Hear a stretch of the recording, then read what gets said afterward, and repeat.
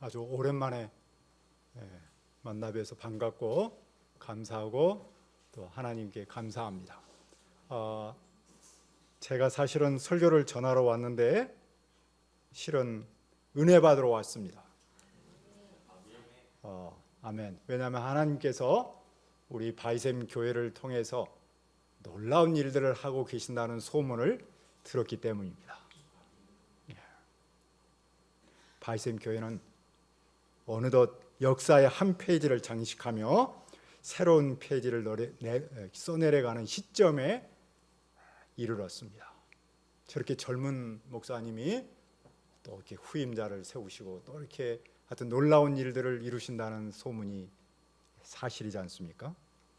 이 중요한 시점에서 과연 여호와 하나님께서 우리 바이샘 교회에게 바라는 것이 있다면 무엇일까 생각을 하게 되었습니다. 그런 가운데 저는 에스라서 말씀을 받게 되었습니다. 그래서 그 말씀을 여러분들하고 함께 나누고자 합니다. 우리 방금 읽었는데 그래도 다시 한번 우리 7장 10절 말씀 한번 같이 읽어볼까요? 7장 10절 시작. 에스라가 여호와의 율법을 연구하여 준행하며 율례와 규례를 이스라엘에게 가르치기로 결심하였도다. 아멘. 오늘 말씀 에스라서 7장 1절 이렇게 시작하죠. 이 일 후에 바사왕 아닥사스다가 왕에 있을 때 에스라라 하는 자가 있으니라. 그는 스라의 아들이요 아살의 손자요 힐리야의 증손이요. 여기서 이 일 후에라는 말은 아주 역사적인 사건과 함께 시간적인 관계 또 일종의 전환점을 보여주고 있습니다. 물론 그 대상은 유다 공동체이죠. 유다 공동체는 우리가 알다시피 본래 여호와 하나님의 말씀을 삶의 뿌리로 삼았잖아요. 하지만 그들은 배가 부르고 등이 따뜻해지자 그 뿌리를 저버렸습니다. 여호와 하나님께서는 엄마의 마음으로 그들에게 회초리를 드셔서 약 70년 동안 바벨론에서 포로로 살도록 하셨죠. 70년이 흐르자 하나님의 마음은 다시 바뀌셔서 그들을 사랑하는 그 고국 땅 예루살렘으로 다시 돌아오도록 하셨습니다. 바벨론 포로 생활에서 구원하여 고국으로 돌아와서 새로운 삶을 살도록 하셨어요. 그들은 먼저 돌아와서 무너진 성전을 재건하고 예배를 시작했습니다. 하지만 성전 외형은 회복했는데 아직 성전의 내용은 많은 것들이 부족했습니다. 이후 약 60년이 지나죠. 바사 이제 페르시아죠. 그 유명한 아닥사스다 왕, 아마 보통 학자들은 465년 주전 그 정도로 생각해요. 그가 다스린 지 7년째였습니다. 그때 하나님은 한 사람을 준비하셨는데 그가 바로 에스라였습니다. 그는 대제사장 아론의 16대 손이었습니다. 그러니까 그는 아주 대사장 가문에서 태어난 금수저라고 할 수 있겠죠. 그 에스라가 여호와의 율법에 관해서는 어땠습니까? 6절은 이렇게 증언하고 있죠. 이 에스라가 바벨론에서 올라왔으니 그는 이스라엘 하나님 여호와께서 주신 모세 율법에 익숙한 학사로서, 익숙하다는 말은 정통이라는 뜻이고 또 학사는 말을 아주 잘하는 사람, 일종의 서기관을 말합니다. 그러니까 에스라는 제사장 가문에서 태어났는데도 그는 하나님의 말씀에 아주 정통했고 그것을 잘 가르칠 수 있는, 그래서 말을 잘 할 수 있는 그런 좋은 성경 교사였던 겁니다. 그런 에스라를 페르시아 왕도 인정해서 무엇이든지 구하면은 다 주었습니다. 왜냐하면 여호와 하나님께서 그 위에 함께 하신다는 사실을 알았기 때문입니다. 에스라는 아닥사스다 7년에 정월 초하루에 바벨론에서 출발하여 약 4개월 만에 예루살렘에 도착했어요. 그 먼 시절에 그 먼 길을 4개월 만에 안전하게 왔다는 것은 쉬운 일이 아닙니다. 그것은 여호와 하나님께서 그와 함께 하셔서 그의 길을 인도하시다는 것을 우리한테 보여주고 있는 거죠. 그런데 그때 에스라는 누구와 함께 왔습니까? 7절에서는 여러 사람들을 소개하죠. 제사장들, 웨이 사람들, 노래하는 사람들, 문지기, 특별히 느디님이라는 사람이 등장하죠. 느디님은 아주 헌신하는 사람 그런 뜻인데, 성전에서 헌신적으로 일하는 사람을 말합니다. 주로 그들은 허드렛 일을 했다고 해요. 잡일을 했다고 해요. 이 모든 사람들은 성전에서 섬기는 일을 헌신적으로 하는 사람들입니다. 그러니까 에스라는 이런 사람들과 함께 두 번째로 바벨론에서 예루살렘으로 귀환했습니다. 왜 에스라는 성전에서 일하는 이런 믿음의 동역자들하고 함께 왔을까요? 그것은 하나님께서 에스라를 특별히 보낸 목적하고 연결이 있겠죠. 하나님은 에스라를 통해서 성전에서 다시 한번 성전의 기능과 성전의 사명과 성전의 정체성을 회복하도록 하셨던 겁니다. 제 첫 번째로 왔던 귀환했던 선배 세대들은 성전 외형을 짓는데 몸과 마음과 모든 것을 투자했습니다. 그래서 그들은 예배도 새로 시작했습니다. 하지만 아직 내용이 알차지 않아서 많은 것들이 부족했던 것이었죠. 에스라는 성전에서 섬길 일을 하는 사람들과 함께 와서 성전의 본질적 사명과 정체성을 회복하기를 원했습니다. 그는 성전에서 섬기는 사람들과 함께 성전의 기능을 온전히 회복하고자 했던 겁니다. 그러면 에스라는 성전 회복의 사역을 어디서부터 시작했습니까? 우리가 읽었던 10절입니다.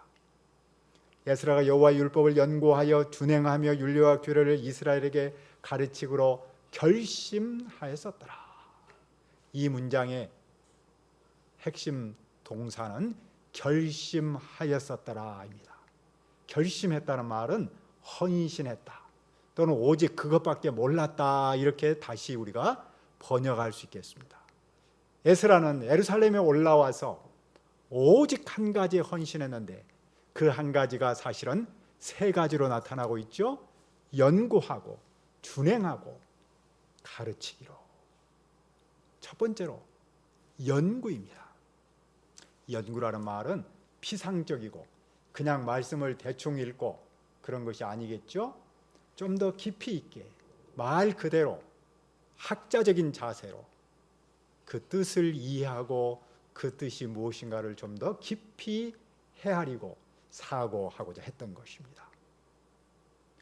오늘날에도 많은 사람들이 성경으로 돌아가자라는 구호를 외치죠. 심지어 어떤 이단은 성경을 놓고 토론해보자라고 편지를 보내잖아요. 같은 성경인데 해석은 많이 다릅니다. 그 점에서 볼 때 성경을 연구한다는 것은 무엇이겠어요? 그것은 그냥 자기 생각대로 성경을 읽고 자기 나름대로 성경 공부를 하는 것이 아니겠죠. 정말로 성경을 연구한다는 것은 교회의 역사성과 정통성에 근거해서 성경을 하나님의 뜻이 무엇인가를 찾는 작업입니다. 에스라는 가장 먼저 그것을 하려고 결심했습니다. 그리고 그 결심은 두 번째로 뭘로 연결됩니까? 둘째, 준행입니다. 순종입니다. 그런 말씀을 연구하는 목적이 지식을 키우고 머리를 키우는 데 있지 않았죠. 그는 그 하나님의 뜻을 잘 깨달아서 해석을 잘해서 실제 삶에서 그렇게 살고자 했던 겁니다. 말씀을 공부만 하고 행하지 않으면 어떻게 될까요? 머리는 커지는데 가슴은 자라지 않는, 이름하여 성인아이가 될 수 있죠.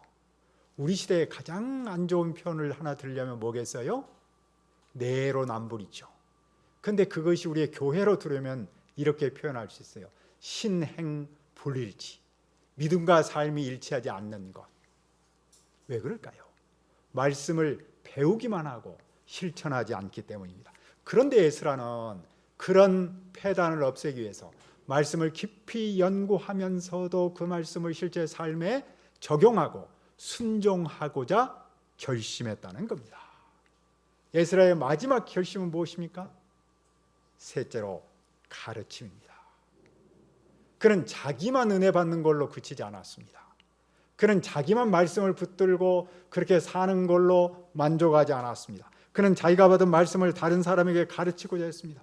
그는 말씀을 공동체와 나누어서 자기가 성장한 만큼, 자기가 변화된 것만큼 그의 공동체도 함께 성장하고 함께 변화되기를 기대했던 것이죠. 가르치는 것이 어떤 점에서 중요합니까? 우리가 나이가 들어도 부모의 마음을 온전히 이해하지 못할 때가 있잖아요. 하지만 내가 부모가 되어 아들, 딸을 키우다 보면 우리 엄마, 아빠의 마음을 정말로 깊이 알게 되지 않습니까? 마찬가지로 성경을 배우기만 하고 가르치지 않으면 성경 교사의 마음, 예수님의 마음을 모릅니다. 가르쳐 봐야 영적 부모의 마음, 하나님의 마음을 알게 되죠. 예전에 우리 어머니가 우리 누나한테 말했던 것이 기억났습니다. 너도 시집가서 꼭 너 같은 딸을 낳아봐라. 그러면 내 마음을 알 거다. 드라마 폭삭 속았수다라는 그것이 아주 사람들의 눈물을 많이 이렇게 훔쳤다고 하죠. 저는 처음에 그 말을 듣고 완전히 속았다 그런 뜻으로 이해를 했어요. 그런데 그게 아니고 무척 수고하셨습니다라는 제주도 말이라고 하더군요. 저는 다 보지 못했습니다. 어떤 교수님이 그걸 보고 눈물을 훔쳤다고 하길래 안 볼 수는 없고 이제 이렇게 대충 봤는데, 그러다가 보니까 이 대사가 참 마음에 와서 닿거든요. 이런 말이 나오더라고요. 부모가 되고 나서 보이는 것들, 부모가 되고 나니까 자기 엄마의 마음, 아빠의 마음을 충분히 공감했다는 것이죠. 아마 그것 때문에 많은 사람들의, 많은 엄마 아빠의 눈물을 흘리게 한 것이라고 생각합니다. 그렇습니다. 내가 성경을 양에게 가르칠 때, 내가 성경을 다른 사람에게 가르칠 때 내가 성장합니다. 성경을 배우기만 해서는 성장하지 않습니다. 가르쳐야 성장합니다. 가르쳐야 내가 참 목자 예수 그리스도의 작은 목자로 자랄 수 있습니다. 그 점에서 에스라는 처음부터 연구하고 준행하고 가르치기를 결심했다는 것이죠. 그러므로 우리가 여기서 볼 때 연구와 준행과 가르침은 따로따로가 아니고 한 세트로 움직인다는 것을 알 수 있죠. 그는 예루살렘에 와서 말씀을 연구하고 순종하고 가르치는 마음밖에 없었던 겁니다. 그러면 왜 에스라는 이런 마음밖에 없었을까요? 그 이유는 이스라엘의 포로 생활과 깊이 연결되어 있습니다. 이스라엘은 앞에서 말했듯이 포로로 살았죠. 그런데 그는 포로로 사느라고 하나님을 잃어버렸습니다. 아니, 하나님의 말씀을 잊어버렸습니다. 그들의 70년은 하나님의 말씀을 잃어버린 세대였습니다. 그들에게 성경을 가르치는 성경 교사가 없었기 때문입니다. 그들에게 성경 교사가 없고 성경 교육이 중단되니 하나님과도 멀어졌습니다. 하나님은 그들과 다시 관계성을 맺고자 하셨고, 하나님은 그들이 본래 그들에게 두셨던 성경 선생의 나라, 목자의 나라, 거룩한 백성의 나라로 회복하고자 하셨던 겁니다. 그거를 위해서 하나님은 오늘 마침내 한 사람, 빼어난 성경 교사인 에스라를 준비하고 에스라를 세우시고 있습니다.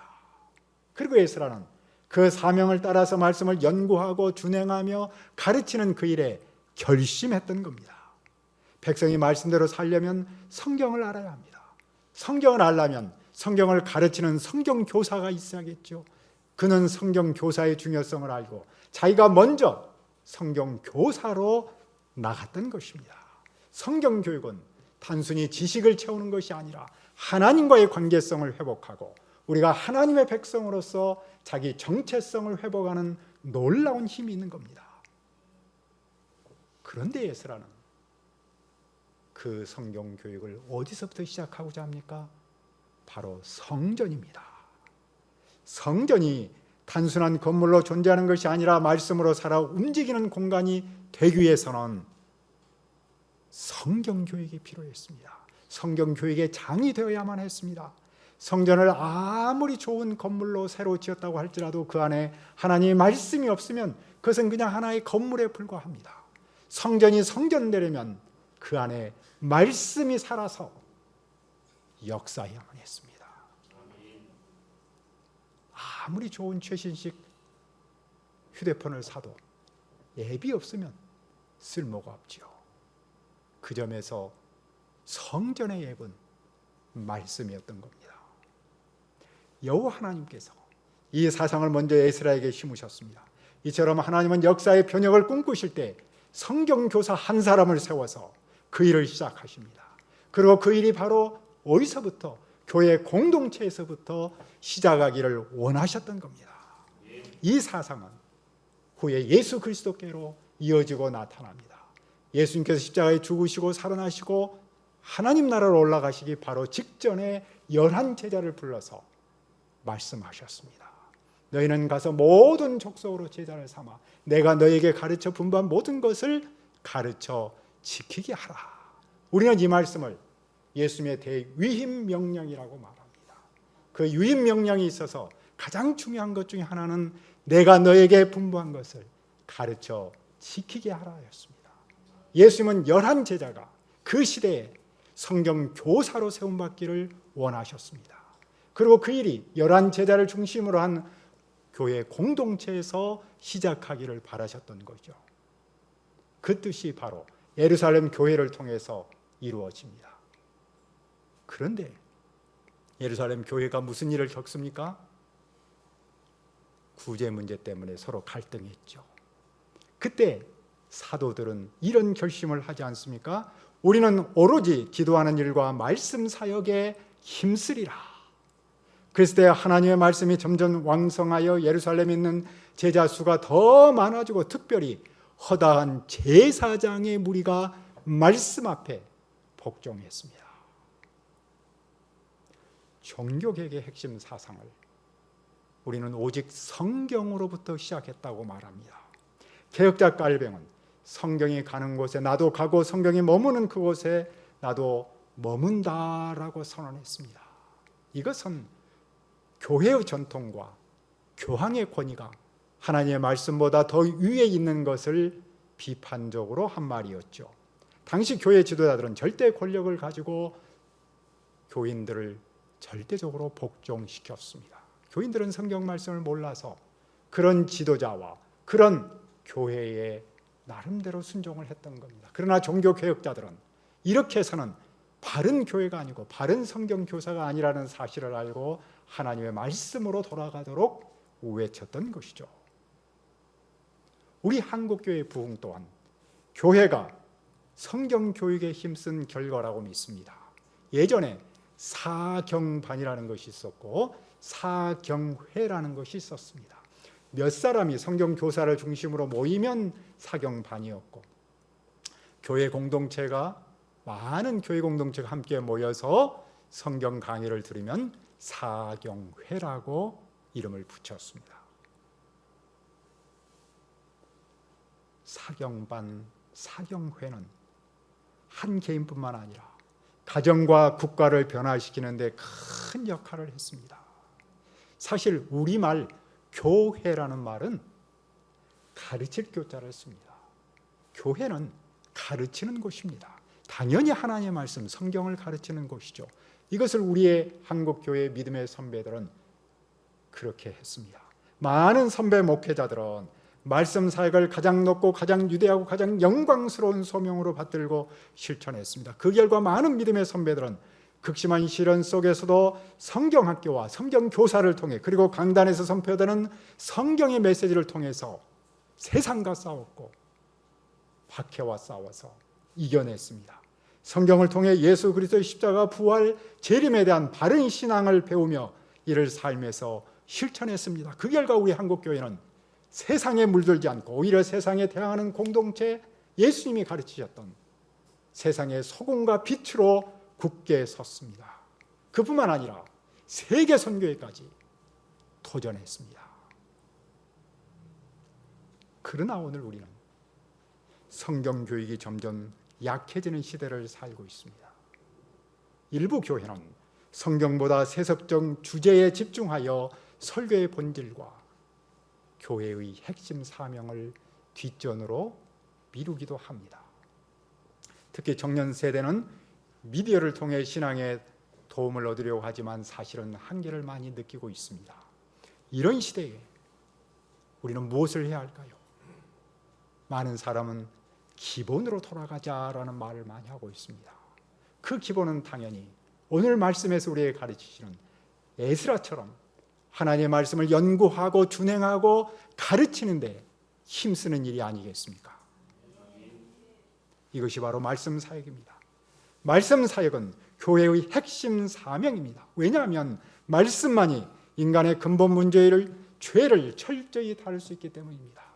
우리가 아는 히브리서 4장 12절을 다시 한번 기억합시다. 하나님의 말씀은 살아있고 활력이 있어 좌우의 날선 어떤 것보다 예리하여 혼과 연과 관절과 골수를 찔러 쪼개기까지 하며 또 마음의 생각과 뜻을 판단하나니. 그러므로 말씀을 바르게 해석하고 순종하고 가르치는 성경 교사가 오늘이야말로 얼마나 그립습니까? 또한 이런 말씀이 살아서 역동하는 교회야말로 얼마나 소중합니까? 그런데 말씀을 연구하고 순종하고 가르치는 일은 우리의 기대만큼 겉으로 드러나지 않습니다. 저는 그 일을 콩나물 시루에 물을 주는 것에 비유합니다. 여러분들은 잘 모를 수 있습니다. 제가 이 꼰대가 돼가지고 예를 들어도 그런 것만, 콩나물 시루에다가 하여튼 옛날에 콩나물이 그렇게 키웠어요. 콩나물에 시루가 있고 콩을 넣고 물을 주면 물이 다 빠져나갑니다. 1리터를 주면 물이 다시 하면 거의 하여튼 1리터가 돼요. 그런데 놀라운 사실은 물은 다 빠져나갔는데 콩은 콩나물로 자랍니다. 어떤 점에서 말씀 사역은 이런 것에 비유할 수 있습니다. 말씀 사역을 하면 눈에 그렇게 막 띄지 않습니다. 그러나 그 말씀을 먹고 자라는 사람이 있습니다. 그 말씀을 통해서 성장하는 교회가 있습니다. 우리가 성경을 배우는 학생 수준에 머물지 않고 가르치는 교사로까지 살아야 할 이유가 여기에 있습니다. 우리가 성경 교사로 서야 바로 교회가 살고 세상이 살기 때문입니다. 제가 아는 한 우리 바이샘 교회는 말씀 사역을 중심으로 한 공동체입니다. 우리 한 목사님이 처음부터 강조한 것도 바로 성경 교육이었습니다. 그분은 프로그램보다도 기본에 충실하여서 성경을 정말로 연구하고 실천하고 가르치는 일에 헌신했습니다. 그 결과 바이샘 교회는 세상에 물들지 않고 말씀을 통해 세상을 변화시키는 바이샘과 같은 공동체로 자랐다고 저는 믿습니다. 그리고 저는 자랑합니다. 역사의 새로운 페이지를 써내려가는 이 시점에서 우리의 바이샘 교회가 해야 할 일도 무엇이겠습니까? 그 또한 당연히 에스라처럼 말씀을 연구하고 준행하며 가르치는 일에 헌신하는 것이라고 저는 믿습니다. 그래야 해서 바이샘 교회가 이 시대에 정말로 귀하기 위한 성경 교사들을 많이 배출해서 한국은 물론이고 세계까지 파송할 수 있기를 바랍니다. 지금처럼 아니 더 세상의 소금과 빛으로서의 교회의 역동성, 말씀이 살아있는 역동성으로 충만하기를 바랍니다. 그러나 안타깝게도 오늘 우리나라는 어떠합니까? 우리는 경제적 불확실성과 청년 세대의 어려움 속에 살고 있습니다. 청년 대학인이 부모 세대보다 못 살 수 있다라는 말이 현실화되고 있는 형편입니다. 우리는 이것저것에서 절망과 원망의 목소리를 듣습니다. 그러나 우리는 성경을 믿고 사는 성경의 사람들입니다. 우리는 살아계신 하나님, 지금도 일하시는 하나님을 믿는 믿음의 사람입니다. 따라서 우리는 세상 사람과는 다른 렌즈로 이 시대를 봐야 하고 해결책을 찾아야 합니다. 하나님은 어두운 시대마다 성경 교사를 세우고 교회를 새롭게 하여 그 시대를 변혁하셨습니다. 에스라를 성경교사로 세우고 성전을 성전되게 하여 유다 사회를 변혁하고자 했던 그 하나님께서 또한 중세의 어둠 속에서 깔뱅을 성경교사로 세우고 교회를 새롭게 하여 어두운 시대를 밝게 비췄던 그 하나님께서 오늘도 변함없이 말씀을 연구하고 실천하며 가르치는 그 한 사람을, 그 교회를 찾고 계십니다. 하나님은 그 한 사람을 통해서, 그 교회를 통해서 이 어두운 시대에 바로 게임 체인저로서 쓰시고 찾기를 간절히 소망하고 계신 줄 믿습니다. 그러므로 내가 에스라처럼 말씀을 연구하여 준행하며 가르치기로 결심하여 이 어두운 시대에 새 역사를 이루는 성경 교사로 세움받을 수 있기를 바랍니다. 그리고 우리의 교회가 말씀이 살아서 꿈틀거리는 그런 교회로 자랄 수 있기를 기도합니다.